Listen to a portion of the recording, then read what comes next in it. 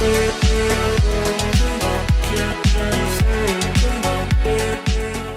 Dear learners, क्या हर बड़ी संख्या भी छोटे छोटे हिस्सों से जुड़कर बनती है? जी हाँ, यही है प्राइम फैक्टराइजेशन। जैसे हर बड़ी कहानी के छोटे छोटे नायक होते हैं। तो हम देखने जा रहे हैं चैप्टर नंबर 1 का सेकंड टॉपिक प्राइम फैक्टराइजेशन, जो कि बेसिक टॉपिक है। किसी भी अगर आप रियल नंबर में कुछ भी पढ़ोगे आगे, वर्ड प्रॉब्लम या एचसीएफ, प्राइम फैक्टराइजेशन आना चाहिए। इसलिए हम देखने जा रहे हैं प्राइम फैक्टराइजेशन। अगर प्राइम फैक्टराइजेशन की बात हुई है तो ये प्राइम जो वर्ड है ये आया है प्राइम नंबर से, तो उसको जानने की कोशिश करते हैं। ठीक है, प्राइम नंबर्स होते क्या है सर? ठीक है, एग्जांपल में लेते हैं जैसे, ठीक है, एग्जांपल से समझेंगे। मान लो कोई एक नंबर ले रहा हूं 3, इसको अगर मैं प्राइम बोल रहा हूं तो इसके केवल और केवल 2 फैक्टर, यानी कि 2 नंबर से एग्जैक्टली डिविजिबल होना चाहिए, जो है 3 और 1। ठीक है, तो एनी प्राइम नंबर या फिर prime number are those number which can only be divisible by 2 numbers, 1 and itself. 1 से और खुद से डिविजिबल होंगे, इसके अलावा किसी से डिविजिबल नहीं होंगे। तो पहला पॉइंट ये बोल रहा है must be a whole number greater than 1, तो हो गई has exactly 2 distinct positive divisor या फैक्टर्स। कौन कौन से? 1 एंड इटसेल्फ। कौन कौन से? 1 एंड इटसेल्फ। ठीक है, एग्जांपल के लिए हो गया 2, 3, 5, 7, 11, 13 एक्सेट्रा, जो भी ले सकते हैं वो ले सकते हैं। ठीक है, अब चाहे तो नंबर प्राइम होगा या फिर क्या होगा, कंपोजिट होगा। 2 ही नंबर हो सकते हैं, चाहे तो प्राइम या फिर कंपोजिट। ठीक है, प्राइम नंबर है अदरवाइज कंपोजिट है, तो कंपोजिट में क्या हो जाएगा? एग्जांपल लेते हैं, मान लो 4 या 6 लिया। ठीक है, 6 के कितने फैक्टर है? 1 है, 3 है, 6 खुद है। 1 है, 3 है, 6 खुद है। ठीक है, 4 का 1 है, 2 है और 4 है। 1 है, 2 है और 4 है। ठीक है, 1, 3, 6, 1, 2, 4। इसके कितने फैक्टर हो गए? 3 हो गए। ठीक है, 3 हो सकता है, 4 हो सकता है, 5, कितने भी हो सकते हैं। 1 और इटसेल्फ तो रहेगा ही, 1 और इटसेल्फ तो रहेगा ही। इसके अलावा हमको 3 दिख रहा है यहाँ पे, इसके अलावा हमको 2 दिख रहा है यहाँ पे। तो 1 और इटसेल्फ के अलावा एक तो मिनिमम ज्यादा होना ही चाहिए। तो हम बोल सकते हैं कि composite number have more than 2 factors. इनके 2 से ज्यादा, 2 होंगे 1 एंड इटसेल्फ प्राइम नंबर, 2 से ज्यादा कंपोजिट नंबर। ठीक है, a number that is divisible by number other than 1 and number step. अगर 1 और इटसेल्फ को छोड़ के एक भी और मिल गया तो वो क्या कहलाएंगे? कंपोजिट नंबर कहलाएंगे। जैसे कि 4 और 6, जैसे कि 4 और 6। ठीक है, तो प्राइम नंबर्स होते हैं 3, 5, 7, 11, 13, 17, 19। ठीक है, तो प्राइम फैक्टराइजेशन। अब ऐसा नंबरों का फैक्टराइजेशन जिसमें प्राइम नंबर दिखने चाहिए, नाम से तो इतना समझ में आ रहा है, क्लियर कट। ठीक है, चलो आगे बढ़ते हैं। अब देखते हैं को प्राइम नंबर्स। को प्राइम नंबर्स क्या होते हैं सर? को प्राइम नंबर्स के लिए भी एग्जांपल से समझो। ठीक है, ये दो नंबर्स का पेयर कहलाता है। को प्राइम नंबर हमेशा पेयर में ऑकर होंगे, यानी कि 3 एंड 5 अगर मैं इसको ले रहा हूं तो ये को प्राइम नंबर्स तब कहलाएंगे। 3 के फैक्टर्स 3 और 1 और 5 का फैक्टर्स 5 और 1, जब इनके बीच में केवल और केवल एक कॉमन फैक्टर हो और वो भी 1 हो। ठीक है, क्या हो? इन दोनों नंबर्स के बीच में, पहले तो ये पेयर में ऑकर होंगे 3 और 5। ठीक है, ये दो नंबर के बीच में एक कॉमन फैक्टर हो और वो भी क्या हो? 1 हो। वो भी क्या हो? 1 हो। ठीक है,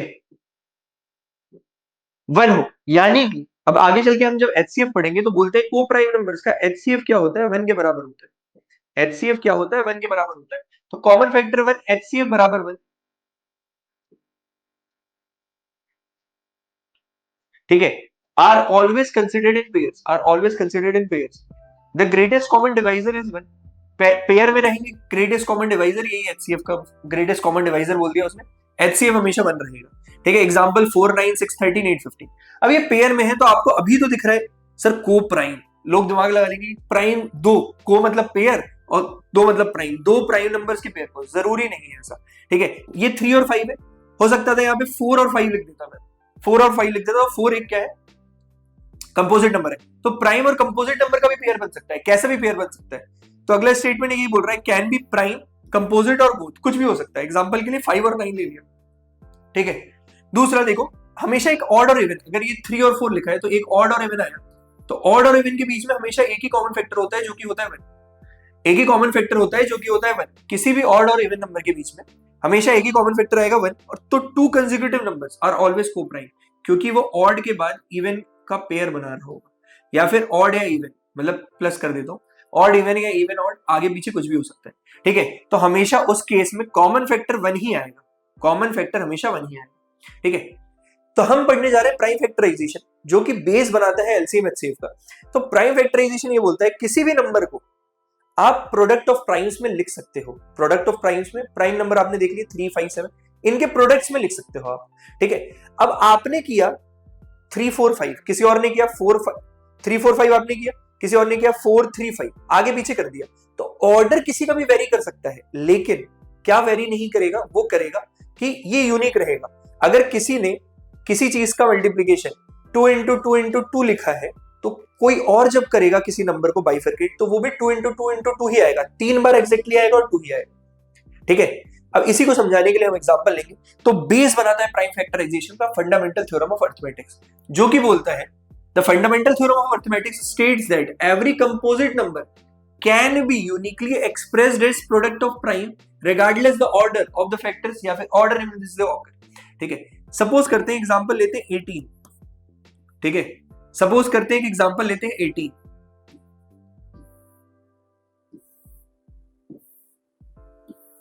ठीक है।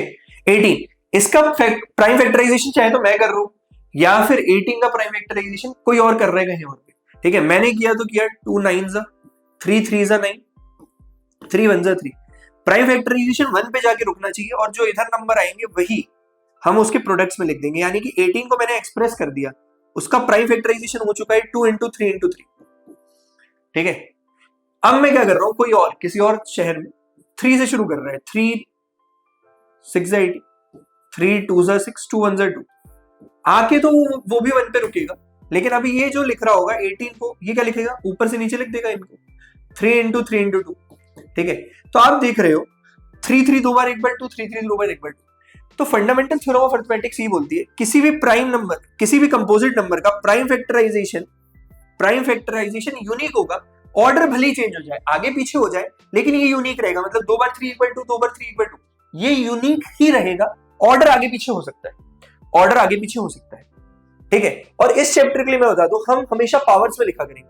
यानी कि इसको मैं और सिंप्लीफाई करके 2 की पावर 1 into 3 जितनी बार आया उसकी पावर में 3 का स्क्वायर, ठीक है। इसको मैं 2 की पावर 1 और 3 जितनी बार आया यानी कि 3 का स्क्वायर, ऐसे लिखा करूंगा, ऐसे लिखा करूंगा, ठीक है। 2 की पावर 1 3 का स्क्वायर, 2 की पावर 1 3 का स्क्वायर। तो ये हो गया prime factorization. Fundamental theorem of arithmetics बस इतना बोलती है, every composite number can be expressed as product of prime apart from the order in which they occur, ठीक है। क्वेश्चंस कैसे पूछेगा प्रोडक्ट ऑफ प्राइम्स में लिख दो। तो क्या करना है, कुछ नहीं करना है, आपको शुरू हो जाना है, बस 156 डिवाइड करते जाओ, ठीक है। यहाँ पे 140 दिया है, डिवाइड करते जाओ और लास्ट में एक्सप्रेस कर दो उसको प्रोडक्ट ऑफ प्राइम। जैसे ये किया 2 7s 14, 2 8s 16, 2 3s 6, 2 6s 2 9s 18, 3 1s 3, 3 3s 9, 13 खुद एक प्राइम नंबर है, 13 1s 13, ठीक है। तो 156 को मैं कैसे लिख सकता हूं, 2 into 2 into 3 into 13। पावर्स में भी मैंने बताया था, तो 2 की पावर 1 into 3 की पावर 1 into 13 की पावर 1, ये हो गया express as a product of primes. Similarly 140 को भी कर लेंगे, ठीक है। 2 7s 14 70, 2 35, 5 7 7 1s 7, 1 जहां पे आएगा रुक जाएंगे। 140 को मैं लिख सकता हूं 2 into 2 into 5 into 7, तो ये हो गया 2 का स्क्वायर इंटू 5 की पावर 1 इंटू 7 की पावर 1 इंटू 7 की पावर 1, 3825, 2 1s 2, 2 9s 18, 2 1s 2, 5 से जाएगा, 2 से जाएगा ही, 3825, 3825, ठीक है। 5 से गया ये, 7s 35, 30, 5 6s 30, 5 5s 25, अगेन 5 से करेंगे, 5 1s 5, 5 5s 25, 5 3s 15। अब 153 आया, 3 5s 15, 3 1s 3, 15, 51, 17 3s 3 1s, ठीक है। तो ये हो गया 3825 को मैं कैसे लिखता हूं, अब मैं डायरेक्ट पावर में लिखना चाह रहा हूं। देखो 3 दो बार आया तो 3 का स्क्वायर इंटू 5 दो बार आया 5 का स्क्वायर इंटू 17 की पावर 17 की पावर 1, तो ये हो गया प्राइम फैक्टराइजेशन। कुछ टफ है ही नहीं, लेकिन ये आना चाहिए और एकदम सटीक आना चाहिए। इसके लिए आपको टेबल्स याद करनी पड़ेगी यार, ठीक है। विदाउट टेबल्स ये आपको होगा ही नहीं। 20 तक मिनिमम एक 10th क्लास के स्टूडेंट को आनी ही चाहिए टेबल्स, ठीक है। तो अगर आप अभी ये पढ़ भी रहे हो, इस लेक्चर को कंप्लीट करने के बाद पहले आप एक जगह टेबल लिखो और उसको याद करो आज के आज, ठीक है। अदरवाइज कुछ होने नहीं वाला है, ठीक है। चलो चलिए तो आगे बढ़ते हैं। ठीक है, आगे कुछ और नंबर दिए, जितनी ज्यादा प्रैक्टिस होगी उतना ज्यादा सही है। ठीक है, 5005 का प्राइम फैक्टराइजेशन करेंगे। ठीक है, तो 51001। ठीक है, अब 11 से जा रहा है। ठीक है, 11 9 जा 11 1 जा। ठीक है, 13 से जा रहा है, 13 7 जा और 7 1 जा 7। ठीक है, तो पूरे सारे प्राइम नंबर मिले। 5005 को मैं लिख सकता हूं 5 इंटू 11 इंटू 13 इंटू 7, 13 इंटू 7। ठीक है, अब देखो 7429। ठीक है, 7429 इसको मैं काटने जा रहा हूं किससे? 17 से, 17 से। ठीक है, 17 1 से 77, 34 70 51 74 से 68, 68 बचेगा 62। ठीक है, तो 17 3 जा 51 बचेगा 11 119। ठीक है, तो 17 7 जा 119। ठीक है, अब किससे जा रहा है? 437 आई गेस 19 से आई गेस जा रहा है। ठीक है, 19 1 जा 19, 19 2 जा 38, 19 1 जा 19, 19 2 जा 38, 38 पे गया। ठीक है, 38 कितना बचा? 57, 19 3 जा 57, 23 एक खुद प्राइम नंबर है, 23 1 जा। ठीक है, तो ये आराम से हो गया 7429 equal to 17 into 19 into 23, 17 into 19 into 23। ठीक है, तो हम किसी भी नंबर को प्रोडक्ट ऑफ प्राइम रख सकते हैं, बस ये प्राइम फैक्टराइजेशन करते आना चाहिए। ठीक है, अब जैसे यहाँ पे 17 और 19, तो आपको 17 तक पूरा चेक करते हुए जाना पड़ेगा। तो कभी कभी कुछ बड़े नंबर्स भी आएंगे, अगर आपको लगता है कि नहीं जा रहा है 5-6 से, तो उसको फिर लास्ट में करना पेपर अटेम्प्टिंग स्ट्रेटेजी। ठीक है, कुछ अटकाने के लिए देगा, ये तो तब भी हो जाएगा, 11-12 में पहुंच गए तो आप जल्दी कर लोगे। ठीक है, इसमें थोड़ा टाइम लग सकता है। ठीक है, तो आप कैसे करना, जब आपको पता है 8 9 10 तक गए, 10 तक नहीं दिखा पहली बार में, डिविजिबल नहीं जा रहे। ठीक है, तो फिर थोड़ा रोक के 10 तक तो चेक कर चुके हो, फिर बाद में करना, अगले क्वेश्चन मूव ऑन करना जल्दी से। ठीक है, तो उम्मीद करता हूं यहां तक समझ में आया होगा। चलिए आगे बढ़ते हैं। आगे क्या बोल रहे हैं? चेक वेदर 6 की power n can and with this digit for any natural number n और नॉट। 6 की पावर n एंड होगा कि नहीं होगा। ठीक है, तो यार यहां पे देखो, to end any digit with, to end any digit with 0, any digit with 0, minimum 1, 2 into 5 का कॉम्बिनेशन मिलना ही चाहिए। 2 into 5 कॉम्बिनेशन इज रिक्वायर्ड। ऐसा क्यों? इनके प्राइम फैक्टराइजेशन में इज रिक्वायर्ड, इनके प्राइम फैक्टराइजेशन में एक 2 into 5 का कॉम्बिनेशन, क्योंकि 2 5 से 10, ये 10 बनाएगा तभी तो जाके 0 आएगा, अदरवाइज 0 आ ही नहीं सकता है। ठीक है, तो 10 बनेगा तो 0 आएगा, 0 नहीं आएगा तो खत्म ही नहीं होगा 0 पे। ठीक है, तो 8 2 और 5, बल्कि जबकि मैं 6 की पावर n को लिख सकता हूं, तो प्राइम फैक्टराइजेशन 6 का किया 2 into 3 raised to the power n। अब पावर है तो दोनों को मिलेगी 2 की पावर n into 3 की पावर n। ठीक है, which does not contain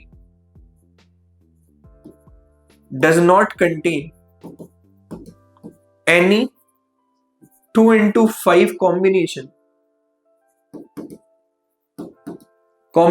therefore 6 की power n can never end with 0।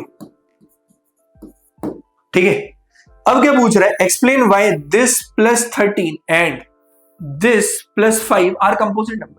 ये दोनों कंपोजिट नंबर क्यों है? कंपोजिट नंबर क्या होते थे? More than 2 factors. ठीक है, तो इसको मैं लिख सकता हूं, पहले वाले को 7 into 11 into 13 plus 13 को मैं लिख सकता हूं 13 taking common, 7 into 11 plus 1, 7 into 11 plus 1, 77 plus 1 38, 78, 13 into 78। ठीक है, 13 into 78, तो ये 1 तो होगा, ये तो होगा, इन दोनों को मल्टीप्लाई करके जो आएगा वो भी नंबर तो हो जाएगा। ठीक है, तो which has more than 2 factor, इन दोनों को देखूंगा तो 5 कॉमन लूंगा, तो ये हो जाएगा 7 into 6 into 4 into 3 into 2 plus 5 plus 1। ठीक है, जब आप इसको मल्टीप्लाई करोगे फिर एक नंबर आएगा। ठीक है, तो since both given numbers have more than two factors, therefore they are composite numbers.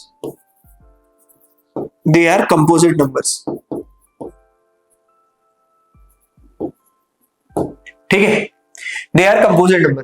तो उम्मीद करता हूं ऐसे छोटे मोटे क्वेश्चन आपको देखने को मिल सकते हैं, एक्सरसाइजेस के क्वेश्चन ये तो ठीक है। फिर भी अगर आ गया, बहुत कम चांसेस है कि ये वाले आएंगे, लेकिन अगर आ गया, प्राइम फैक्टराइजेशन तो बेसिक है, उसको तो आने ही आना चाहिए आपको कैसे भी, ठीक है।